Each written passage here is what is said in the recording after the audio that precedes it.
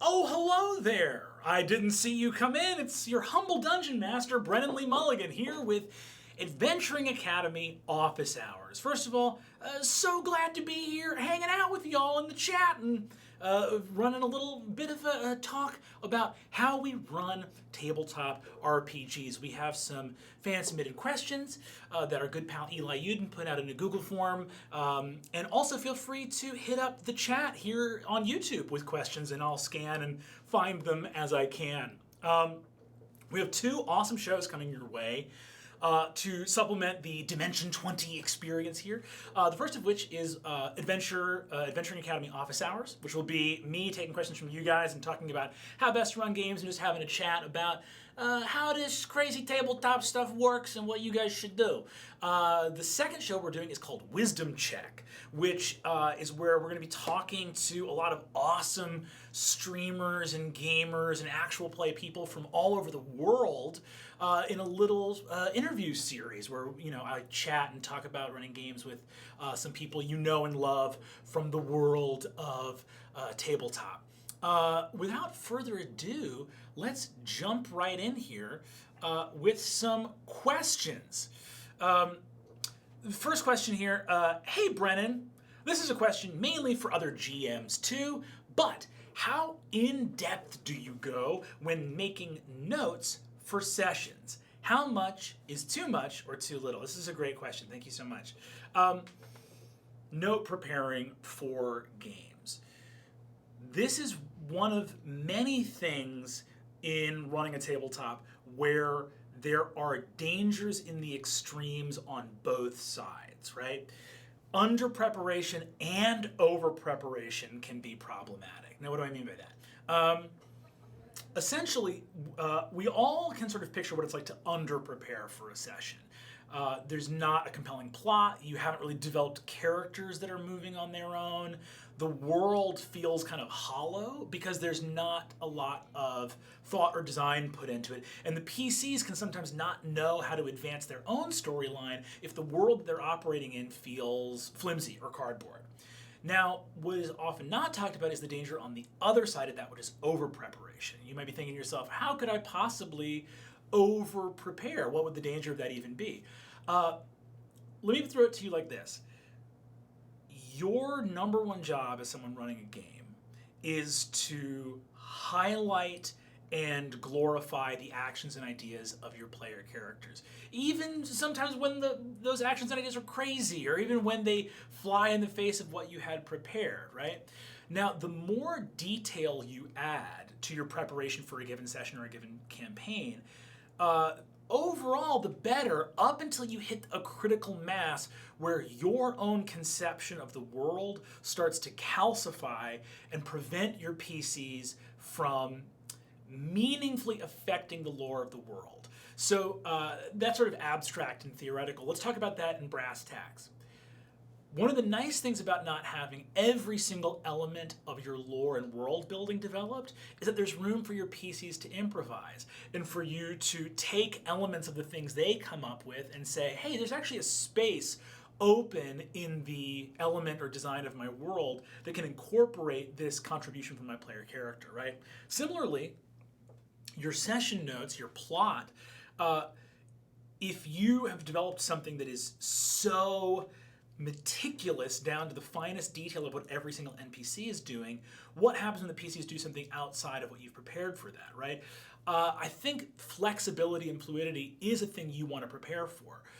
Think about what your NPCs, your villains, your antagonists want to do, and give them loose motivations with the understanding that the world can and should change based on what your player characters do to thwart them, or even what they just do to create chaos in the setting. In general, your best practices are to create set pieces and things that are fluid, meaning you know what your villain's motivation is. So however the campaign world changes due to the actions of your PCs, that villain can move to adjust, right? A good rule of thumb when you're preparing notes for a session, my little mantra that I like to remember is that all I'm really doing is making toys for my PCs. So when I'm designing a setting, be it a city, a village, a dungeon, whatever, I'm thinking, will this detail make my PCs go, ooh, or ah? Will they like it? Will it be something that they want to interact with? Same goes for characters in the setting. And then for the plot, I think the ideal amount of plot you want to develop for a session is enough so that the PCs feel that the world is dynamic around them. And if the PCs are dicking around or not doing anything, they will feel the machinations and movements of characters around them that makes the world feel lived in. But the last thing I'll say in terms of the other danger of over-preparation is this. D&D, and running a game of D&D takes time. And everyone's really busy. You at home are busy. You've got stuff going on. And it's a bummer when you prepare and do tons and tons of work. You make up an entire city, and then one of your PCs is like, hey, we got to get out of here. Let's bounce. And you're like, no, I spent hours and hours preparing this stuff. So I think that within reason, prepare the minimum amount you need in a given session to be comfortable improvising the rest, right? So give yourself enough little touchstones that they illuminate enough of what you want to accomplish that session so that you can make up more stuff at the table. Hopefully that's helpful. Go to our next questions here. There's a bunch of fun ones. This is a personal one. What jobs did you have before CollegeHumor? I was a bartender for many years. When I was I think 15 or 16, I got my first part-time job working as a grocery store cashier to pay for LARP camp when I was a kid. I've done all kinds of other stuff. I was an improv teacher for many, many years and still occasionally teach improv. Camp counselor. Shout out Wayfinder Experience. Next one here. Will Season 5 take place in a more realistic setting like Unsleeping City or a more fantasy setting like Fantasy High did? Ooh, you're trying to be sneaky and get those Season 5 spoilers. You're not going to get them here. We already had Beardsley leak a portion of their character sheet, so there's been enough leaks already. We'll go for the next one here. Hold on, let me find some more questions. And feel free to throw questions out into the chat as well, and I will try to find them as we go through. Here's one from the chat. This one's from Steve-O IDH. Just finished DMing a session with my group. Was a tough fight where lots of big damage numbers were thrown around. How do you punish or give cost to actions in rough battles that aren't just limb loss? Oh, very cool. I love this. So this is a bigger question wrapped up in this. What Steve-O's asking here is... So the system of hit points in Dungeons & Dragons is very abstracted, right? And it's built for an epic, demigod status, Mahabharata style of combat. This is really high fantasy, right? Where the only time in really true high fantasy that characters get injured, it is either cosmetic, like a beautiful little scratch on the cheek to show that you have been in battle, or you're dead, right? And that's kind of what hit points represent in normal Dungeons & Dragons. For example, when you compare Dungeons & Dragons to a system like World of Darkness, like the White Wolf, Vampire the Masquerade type games, in those grittier urban horror games, as you become injured, you lose efficacy. Dice rolls get harder, and performing actions get more difficult, right? Whereas in D&D, a character with 1 hit point is just as effective as a character with max hit points. They're just in a little bit more danger of dropping, right? But they don't suffer any, negatives to any of their actions, right? What this boils down to is mood. What is the mood of the setting you want to make, right?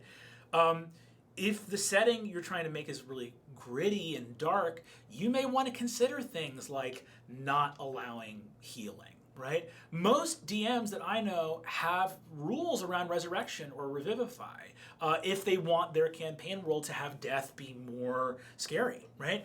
And with hit points, you can definitely feel its effect on battle. It is really hard for battles to have that gritty, die-hard vibe to them, where John McClane's walking on the broken glass and he's like fucked up his feet and stuff like that. That can be really challenging and hard to create that feeling in the classic hit point system, right?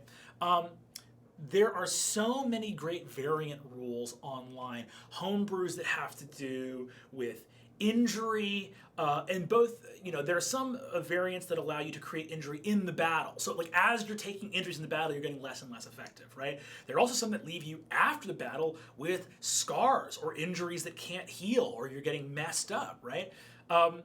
That stuff is awesome, and it creates that gritty, dark mood of like, ooh, combat is serious. This is not a frivolous thing.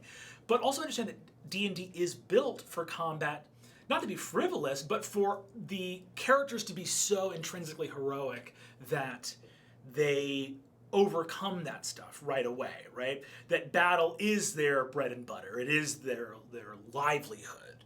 So if you throw those systems in carelessly, you can find some stuff that sort of that gets really crazy. Like, for example, if you include permanent injury as a result of huge damage numbers getting thrown out. Let's say you say, okay, if a character suffers more than 50 points of damage in a single turn, or one attack deals more than 25 points of damage, they're going to be left with a permanent injury. There is so much fighting in a traditional D&D module. There's so much fighting in a traditional D&D campaign that in this world, 20th level characters, if they have miraculously survived, are going to be busted to hell. There's not going to be this beautiful 20th level paladin in golden armor. A 20th level paladin, which is like a tank class, is going to just be a kind of rolling ball of scar tissue going, I've survived so many battles for so long. And that can be cool if that's the setting you want, but just be prepared for that. Additionally, there also are issues with balance when you introduce injury systems into a game. So if you introduce ways to make high damage battles feel more intense, let's say that there is injury stuff that happens and characters get minuses or start getting disadvantaged. Like you get clobbered, like you take more than half your hit points, and suddenly you're rolling disadvantage, right? That creates a death spiral effect where, because characters are punished for having suffered losses, they are now more likely to continue to lose. So suddenly you have really shifted the balance towards characters that are more effective in the first round of combat, right? So suddenly characters like assassins get even better because being able to do a tremendous amount of damage up top is going to leave your opponent with less of an ability to come back at you. This is great, great question. I love this crunchy stuff. It's really, really fun. Looking for some more stuff. Okay, let's go with this one. What is your favorite type of monster? This one's from the Google Doc. What's your favorite type of monster? Fiend, aberration, celestial, undead, etc. Those are a lot of my favorite ones. I love extraplanar bad guys, celestials, fiends. Those are great. The best type of monster is humanoid. I'm going to say it right now. This is my spiciest take, my hottest take. The battles that you play in D&D against traditional monsters are awesome, right? But monsters kind of mythologically represent forces of nature in a lot of instances, or if they don't represent forces of nature, they represent otherness in a way that is inherently dehumanized, right? So like, a monster is an abstract for like, oh, this thing has no humanity to it. So killing monsters is kind of, I'm going to get on my little soapbox here. Killing monsters is kind of problematic because it's the fun of violence that satiates our most base instinct without any of the moral weight of considering your actions, right? Similarly, I think humanoid villains in games are extremely gratifying on a literary level. Like, think about the best horror fiction we have. Think about, like, Alien or like The Walking Dead. The best zombie stuff, the best monster movies, we're always the most horrified when one of the human characters betrays the other humans. Like, yeah, there's an alien running around on the spaceship and it's killing everybody, some horrible xenomorph. But, oh man, this guy got in one of the escape pods and took off without taking anybody with him. What a selfish, a villain, right? In the traditional sense, I think the best villains, right? The best combat encounters are often going to have an opposition against somebody that forces you to recognize the dark side of the player's humanity, right? Listen, I love a good monster fight. There's been plenty. Fighting monsters is so fun. But I think in overall, the best combat encounters I've run and the best enemies that my adventurers have had have always been humanoid. What brings you to resolve things violently as the last resort when you and another thinking, feeling humanoid have to take up arms against each other to resolve a conflict? Drama, as they call it. So for those of you jumping in right now, we're doing Adventuring Academy. Feel free to throw some questions into the chat if you want to throw some questions into the chat. If you have any other... here's one. This one's from Dauntless81. Thanks, Dauntless81. Hey, Brennan, I'm DMing for the first time, and I find it hard to create a balance between giving my players free choice to do whatever and railroading the story here and there. Got any tips? Dauntless, this is the classic. This is a classic conundrum, as we shorten it to, a classic conundrum. Railroad versus letting the players do what they want. Okay, let me throw a couple things out here. Number one, you've got newer players or you've got players that are more passive in the world. Railroad, that's fine. A lot of players are looking for a story, right? The amount of comfort and familiarity that players need to fully take the reins of a story is extremely high, right? In Eridane, a campaign that I've been running for 10 years with a bunch of very close friends of mine, these players are all 17th level. They know the world like the back of their hand, and they feel no compunction about directing the story forward. In fact, at this point, when I introduce plot stuff, they're all mostly like, what an inconvenience. We're trying to start a revolution. We don't need, complications. We don't need plot. We've got this covered. Obviously, there's something very sexy and cool about like a game where the dungeon master is totally reactive. And I think it's kind of awesome. For me, I prefer as a dungeon master to be in that submissive role where everything's being driven by the PCs and I'm just there to facilitate, right? It certainly makes my life easier. But that's rare and it's hard. And even great players don't always feel a sense of familiarity or confidence in their knowledge of the game world to want to do that. So railroading shouldn't be a dirty word. I think what you want to look for is what is the balance between these two ideas, right? Every game is going to have elements of both. The world is so much larger than the PCs, and it's filled with other thinking beings that have their own goals and agendas. So if you are running a game world that doesn't have events unfolding outside of the player character's control, you're not really running a realistic world. It won't feel right. But you also want to let the PCs do whatever they want. There's a great principle at work here, which is for anyone who's ever worked with kids, there's like a playground phenomenon, right? Which is like the little kid on the playground who's asking other kids to come play with them will often get a no. Like, come play with me. And be like, no, we're playing our own game, right?